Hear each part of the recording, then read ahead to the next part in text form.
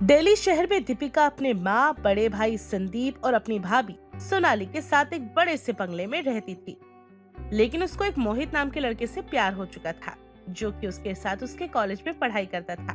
पढ़ाई के साथ साथ वो पार्ट टाइम जॉब भी करता था। और जब ये बात सुनीता को पता चलती है तब दीपिका, ये क्या सुनने में आ रहा है मुझे? तू कॉलेज के बहाने किसी लड़के से मिलने जाती है? आपको ये सब किसने बताया मम्मी? दीपिका, पहले मम्मी जी की बात का जवाब दो। हाँ, मैं मोहित से प्यार करती हूँ और उसी से शादी भी करूँगी। बेशरम लड़की पढ़ने जाती है, ये सब करने जाती है। तू सुन ले, तेरा आज से ना कॉलेज ही बंद करवा दूंगी मैं अब। बिल्कुल ठीक कहा आपने मम्मी जी।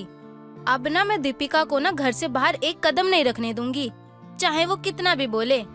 इस बात का जब संदीप को पता चला तो उसने दीपिका को बिठाकर शांति से पूछा, देखो दीपिका, तुम मेरी इकलौती बहन हो और मैं तुम्हें परेशान नहीं देख सकता। मैं बस यही कहूँगा कि तुम जो करो सोच समझ के करना।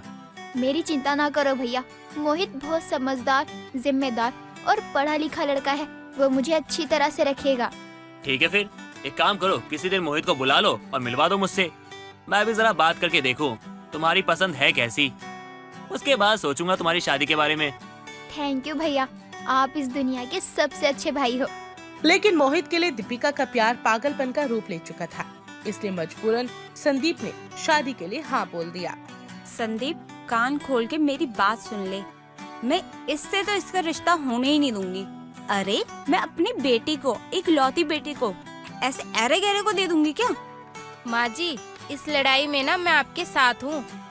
सोनाली को मोहित के नाम से ही नफरत हो गई थी। वो अब हमेशा इसी कोशिश में लगी रहती कि दीपिका और मोहित की शादी ना हो पाए और सुनीता को भड़काने में लग जाती है। माँ जी, मैं आपको कैसे समझाऊं कि मोहित एक अच्छा लड़का नहीं है हमारी दीपिका के लिए। अरे लेकिन संदीप ने तो दीपिका की शादी के लिए हाँ बोल दिया। हाँ माँ जी, क्योंकि वो अपनी छोटी बहन से ना बहुत प्यार करते हैं और उसे ऐसा रोता देख, तड़पता देख उन्हें सब बर्दाश्त नहीं हुआ, इसलिए उन्होंने ना ये फैसला ले लिया। अच्छा बहू, ये बता वो लड़का करता क्या है? अरे माँ जी, वो लड़का ना एक नंबर का भिखारी लगता है मेरे को तो। माँ जी, वो पता है पार्ट टाइम जॉब भी करता है। अच्छा तो बहू, तू दीपिका पे नजर रखियो। ठीक है माँ जी। शाम का समय था। दीपिका अपने कमरे में बैठी अपनी आगे की जिंदगी के बारे में सोच रही थी। वो मोहित से ही शादी करना चाहती थी, लेकिन सोनाली से बार बार समझाने की कोशिश कर रही थी कि ये शादी उसकी जिंदगी की सबसे बड़ी गलती होगी। सोनाली कमरे में आई और दीपिका के बगल में बैठ गई। दीपिका, तुम्हें ये बात समझ में क्यों नहीं आती? मोहित के पास ना ही पैसा है और ना ही अच्छा करियर है। तुम उसके साथ कैसे रह पाओगी? और ना ही उसका अच्छा परिवार है। और हमने तुम्हें इतना प्यार किया, तुम्हें इतने प्यार से पाल पोस के बड़ा किया, तुम वहाँ पे खुश नहीं रह पाओगी बेटा। देखिए भाभी, पैसा और करियर सब कुछ नहीं होता। प्यार में वो ताकत होती है जो हर मुश्किल को पार कर सकती है। ये सब ना कहने की बात होती है दीपिका।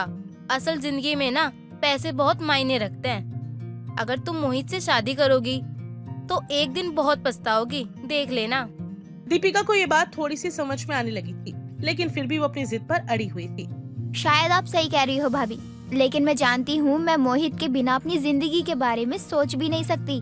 अरे मेरी भोली ननद, जिंदगी में ना पैसे बहुत कीमती होते हैं, जिसके बिना ना जिंदगी कट नहीं पाती। अभी तुम बच्ची हो, तुम्हें नहीं पता। भाभी, मैं अपनी खुशियों की कीमत पैसों से नहीं लगा सकती। सोनाली ने एक लंबी सांस ली और दीपिका के कमरे से निकल गई, क्योंकि अब वो समझ चुकी थी कि उसकी ननद बात मानने वाले नहीं है। इसलिए वो संदीप के पास जाकर उसे भड़काने लगती है। संदीप, आप खुद को समझते क्या हो? हाँ, खुद को क्या समझते हो बता दो ना। भला कोई ऐसा करता है? अरे पहले ये तो बता दो कि मैंने क्या किया है, क्यों भड़क रही हो मुझ पे? इतने भोले मत बनो। तुमको नहीं पता क्या कि वो मोहित कुछ खास कमाता नहीं है, फिर हमारी दीपिका को वो कैसे रख पाएगा अच्छे से? तुम्हारी बात सही है, लेकिन मैं दीपिका से वादा कर चुका हूँ कि उसकी शादी ना मोहित से ही होगी। अरे लेकिन दीपिका की लाइफ का क्या? अरे यार, उसकी लाइफ है, वो खुद जानेगी यार। समझदार है वो, सब कुछ समझती है। अब सोच समझ के ही तो फैसला किया होगा उसने। अब मैं क्या ही बोलूं उसे? मैं कुछ नहीं बोल सकता। भाई हूँ, बाप नहीं हूँ मैं। ठीक है, मुझे अपनी लिमिट पता है। उसकी पर्सनल लाइफ है यार, और मैं नहीं चाहता मेरी बहन दुखी रहे। इसलिए उसको जो सही लगेगा वो करेगी और मैं उसका साथ दूंगा।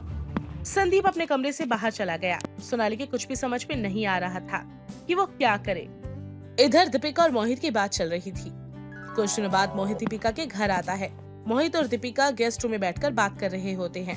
मैं जानता हूँ दीपिका, मैं तुम्हें वो सब नहीं दे पाऊंगा जो तुम डिजर्व करती हो। कभी कभी लगता है कि मैं तुम्हें दुख दे रहा हूँ बहुत ज्यादा। तुम्हें क्या लगता है मोहित, मैं तुम्हारे साथ सिर्फ पैसों के लिए हूँ? मेरे लिए तुम्हारी सच्चाई और प्यार ही सब कुछ है। लेकिन तुम्हारी भाभी सही कहती है, मैं तुम्हें एक अच्छी जिंदगी नहीं दे पाऊंगा। फिलहाल तो हम साथ हैं ना, यही काफी है। मोहित, बाकी सब कुछ वक्त के साथ ठीक हो जाएगा। मैं तो सिर्फ तुम्हें चाहती हूँ मोहित। मोहित ने दीपिका का हाथ थामा। दोनों के चेहरे पर एक भरोसा था जो सारी मुश्किलों को जीतने का हौसला देता था। अब मोहित और दीपिका की शादी तय हो जाती है।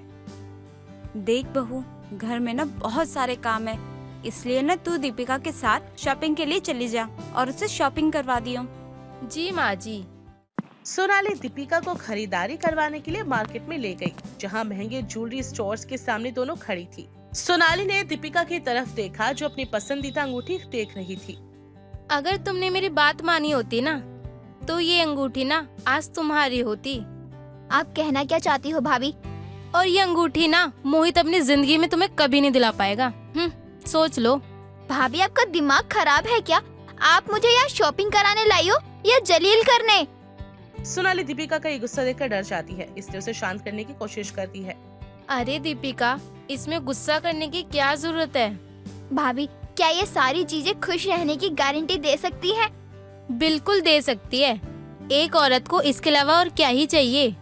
मैं जानती हूँ कि मोहित मुझे ये सब कुछ नहीं दे सकता, पर उसके प्यार में जो सुकून है वो इस अंगूठी से कई ज्यादा कीमती है। तुम्हें ये सारी बात ना अभी समझ नहीं आएगी। जब जिंदगी की सच्चाई का सामना करना पड़ेगा ना, जब तुम्हें पता चलेगा। तब की तब देखी जाएगी भाभी। अभी तो मैं किसी के कहने पर नहीं, अपने दिल की सुनना चाहती हूँ बस। सोनाली के बार बार समझाने पर भी दीपिका ने उसकी एक बात नहीं सुनी और कुछ दिनों बाद दीपिका और मोहित की शादी हो जाती है और वो ससुराल चली जाती है। इस बात से वो सोनाली बिल्कुल भी खुश नहीं थी। मोहित, इतना छोटा सा रूम? हाँ दीपिका, जो है वो यही है। कोई बात नहीं मोहित, तुम खूब मन लगाकर मेहनत करो, मैं तुम्हारे साथ हूँ। आई लव यू दीपिका, सच में मुझे तुमसे अच्छी वाइफ कभी नहीं मिल सकती। थैंक यू सो मच मेरी लाइफ में आने के लिए। I love you so much. और मुझे तुम जैसा अच्छा हस्बैंड नहीं मिल सकता। मोहित और दीपिका के बीच की आपसी समझ ने उनके रिश्ते को बहुत अच्छे से आगे बढ़ाया, लेकिन कभी कभी उनकी थोड़ी बड़ी छोटी मोटी मीठी बहस हो जाया करती, जो कि उनके रिश्ते को और भी ज्यादा मजबूत बना रही थी। क्या है मोहित, तुम मेरी बात क्यों नहीं मानते हो? अरे तुम्हारी गलत बात मैं नहीं मान सकता, समझो ना तुम। मैं तुम्हें तुम्हारी शर्ट ही तो बदलने के लिए बोल रही हूँ ना, इसमें गलत क्या बोला मैंने? ओके सॉरी, बदल लूंगा बस। खुश? चलो अब मैं ऑफिस जा रहा हूँ। बाय। बाय? ठीक है बाय, आराम से जाना। दीपिका भगवान को धन्यवाद देती है कि उसे कितना अच्छा पति मिला है, लेकिन उधर उसके भैया और भाभी आए दिन किसी न किसी बात पर बहस करते रहते। तुम अपने आप को समझती क्या हो? हाँ, क्या समझती हो अपने आप को? मैंने बोला था ना, अपने काम से काम रखो, दूसरों की जिंदगी में दखल मत दिया करो। तो क्या जरूरत है ये सब करने की? मेरे काम में दखल क्यों दिया तुमने? संदीप, ये जरूरी नहीं है कि आप जो करो ना वही सही हो। क्या मतलब है तुम्हारा? बोलो, क्या मतलब है? मेरी प्यारी ननद की शादी ना उस मोहित से करवा के ना आप लोगों ने ना मेरी ननद की लाइफ बर्बाद कर दी। कल फोन पे पता चला मुझे वो कितना रो रही थी। अबे यार, रो रही है तो रोने दो। मैंने समझाया था उसे, वो नहीं मानी, तो मैं क्या करूँ? अब वो ना खुद भुगते, मुझे कोई फर्क नहीं पड़ता है। सच में आपको ना किसी भी बात का कोई फर्क नहीं पड़ता। हाँ, नहीं पड़ता फर्क, मुझे नहीं पड़ता। समझ नहीं आती तुम्हें ये बात? दोबारा से बकवास मत करना मुझसे। कुछ दिनों बाद किचन में सोनाली अपनी सास के लिए खाना बना रही थी। तभी सास ने देखा कि हॉल में घर का माहौल बहुत खराब होता जा रहा है, खासकर सोनाली और उसके पति के बीच। बहू, ये सब क्या हो रहा है तुम्हारे बीच? मैं देख रही हूँ तुम्हारे झगड़े ना रोज के दिन बढ़ते जा रहे हैं। पता है तुम्हें, गली के बाहर तक आवाज आ रही है तुम्हारी। माँ जी, वो मेरी बात कभी समझते ही नहीं है, हमेशा अपनी मनमानी चलाते रहते हैं। देख बहू, पति पत्नी के बीच जो भी छोटी मोटी बातें होती है ना, चार दीवारी के बीच होनी चाहिए वो बात, उससे बाहर नहीं आनी चाहिए। अगर रिश्ते में कुछ ऊपर नीचे बात होती है तो एक दूसरे को समझना चाहिए। ठीक है माँ जी, तो मैं आज ना उनसे बात करके देखती हूँ। सोनाली कुछ नहीं बोली। लेकिन उसके मन में अब ननद और मोहित की शादी को लेकर जलन थी, इसलिए उसने अपनी ननद को फोन किया। उसका इरादा दीपिका को मोहित के खिलाफ भड़काने का था। हेलो, कैसी हो दीपिका तुम? अरे दीपिका, तुम तो अपनी भाभी को याद तक नहीं करती हो, क्या बात हो गई? ऐसी बात नहीं है भाभी, बस काम में थोड़ा व्यस्त हो जाती हूँ। क्यों? अभी से तुम्हें इतना काम करना पड़ रहा है? हाँ भाभी, मोहित की माँ की तबीयत ठीक नहीं है ना, इसलिए काम थोड़ा बढ़ जाता है। मैंने तो तुम्हें पहले ही बोला था कि मोहित तुम्हारे लिए अच्छा लड़का नहीं है। और देखो, तुम्हारी जिंदगी हो गई ना बर्बाद, नरक बना दिया ना उसने। देखो भाभी, मैंने अपने दिल से फैसला लेकर मोहित को चुना है। मैं मोहित को नहीं छोड़ सकती, चाहे कुछ भी हो जाए। तुम्हारी ये जिद ना तुम्हें एक दिन बहुत ज्यादा पछताने को मजबूर कर देगी, देखना। अगर ऐसा है तो ठीक है, पर मैं अपनी गलतियों से सीखना चाहती हूँ, ना कि किसी और के कहने से। दीपिका के तीखे बोल सुनकर सोनाली फोन को रख देती है, लेकिन उसके मन में अभी भी ननद को गलत साबित करने के बारे में ही चल रहा था। उसी समय संदीप को भी दीपिका की चिंता होने लगी थी और वो अपने ऑफिस से उसको फोन लगाता है। हेलो दीपिका, क्या बात है? सब ठीक है ना? हाँ हाँ भैया, मैं मोहित के साथ बहुत खुश हूँ, लेकिन आज आपको अचानक मेरी याद कैसे आई? क्यों, तू इतनी पढ़ाई हो चुकी है कि मैं तेरा हाल चाल भी नहीं पूछ सकता? बोला। अरे भैया, मैं तो मजाक कर रही थी। और बताइए, अब आप और भाभी लड़ते तो नहीं हो ना? नहीं। अच्छा सुनो दीपिका, मैं तुम्हें बाद में कॉल करता हूँ, कुछ काम है मुझे। ओके भैया, बाय। दीपिका से बात करके संदीप का गुस्सा सोनाली के लिए और बढ़ गया, क्योंकि उसे पता चल चुका था कि सोनाली अभी दीपिका के पति को पसंद नहीं करती, इसलिए वो झूठ का सहारा ले रही है। घर पहुंचकर संदीप सोनाली को बहुत गंदी तरीके से डांटने लगता है और उससे लड़ने लगता है। तुम अपने आप को समझती क्या हो? आज मुझे बता ही दो यार, क्या समझती हो खुद को? मुझे बता दो, क्या समझती हो? ये क्या बात है संदीप? ये क्या तरीका है बहू से बात करने का? माँ, ये जो औरत है ना, माँ, इस औरत के साथ ना ऐसे ही बात करना चाहिए। पता है आपको, सुबह सुबह मोहित के खिलाफ भड़का रही थी मुझे। तो मैंने क्या गलत कहा? मुझे मेरी ननद की चिंता होती है, इसलिए मैं उसके भले के लिए सोचती हूँ। अरे तुमको भला सोचना है तो अपना सोचो ना, उसका क्यों सोचती हो? उसका भाई जिंदा है। मैंने उसे फोन किया, मुझे पता चला कि तुमने जो कुछ भी मुझसे कहा था वो सब झूठ था, समझी? ये सुनते ही सोनाली चुप हो गई और रोने लगी। सोनाली को रोते देख संदीप और भड़क गया और हमेशा की तरह दूसरे कमरे में सोने चला गया, जिस पर सुनीता को गुस्सा आया और वो बोली, ये सही है, तुम दोनों ना लड़ाइयाँ कर लो और ना अलग अलग कमरे में सो जाओ। जब साथ नहीं रहोगे ना, तब एक दूसरे की अहमियत पता चलेगी। जब दूरियां बढ़ेगी ना, तब खुद ही समझ जाओगे तुम दोनों। नहीं मम्मी जी, अब मुझे इस आदमी के साथ नहीं सोना जो एक औरत की इज्जत करना ना जानता हो। अरे मुझसे ढंग से बात तक नहीं करते ये। अब सोनाली भी अलग कमरे में जाकर सो गई। एक दिन संदीप और सोनाली की लड़ाई इतनी बढ़ गई कि पड़ोसी भी सुनने लगे कि दोनों एक दूसरे पर आरोप लगा रहे हैं। संदीप, तुम्हें कभी मेरी भावनाएं समझ नहीं आती क्या? तुम हमेशा ही अपने मन मर्जी चलाते रहते हो। यार तुम खुद क्यों नहीं सोचती? हर छोटी बात को खींच के ना बड़ा कर देती हो, ड्रामे करती रहती हो जब देखो तब। हाँ, अब इसमें भी मेरी गलती है। दोनों की चीखें सुनकर कुछ पड़ोसी घर से बाहर आकर उन दोनों की लड़ाई को देख रहे होते हैं और आपस में मजे लेने लगते हैं और धीरे धीरे पड़ोसी आपस में बातें भी बनाने लगते हैं। पता नहीं इनका ऐसा कब तक चलेगा। बुढ़िया का बेचारी का जीना दुश्वार कर दिया इन लोगों ने, नर्क बना दिया बुढ़िया की जिंदगी।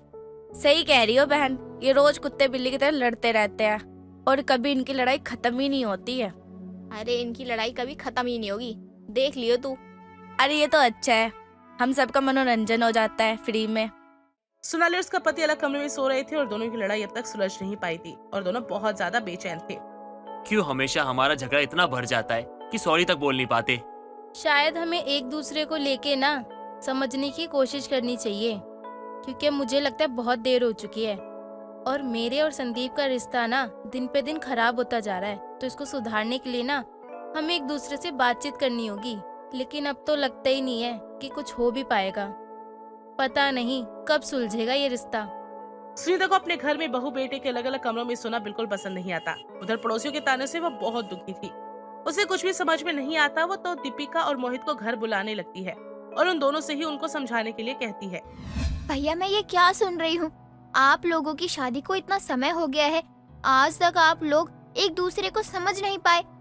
मैं तो हमेशा कोशिश करती रहती हूँ कि हमारे बीच की लड़ाई ना जल्दी से जल्दी खत्म हो जाए, लेकिन ये है कि मुझे मौका दे जब ना, अरे दूसरे रूम में जाके सो जाते हैं मुझे मौका ही नहीं मिल पाता कि मैं अपनी लड़ाई को सुलझा सकूं। तुम कभी मेरी बात सुनती हो क्या? बस हमेशा तुमसे ड्रामे करवा लो। भैया भैया आप शांत हो जाओ, भाभी की बात सही है। अगर आप उनको मौका नहीं देंगे और अलग कमरे में सो जाओगे तो आप दोनों की बहस कभी खत्म ही नहीं होगी। दामाद जी, मैं इन दोनों को हमेशा यही समझाती हूँ, लेकिन ये दोनों हैं कि मेरी बात सुनते ही नहीं है। भाभी ये गलत बात है। आपको मम्मी जी की हर बात माननी चाहिए। वो आपकी माँ के बराबर है ना।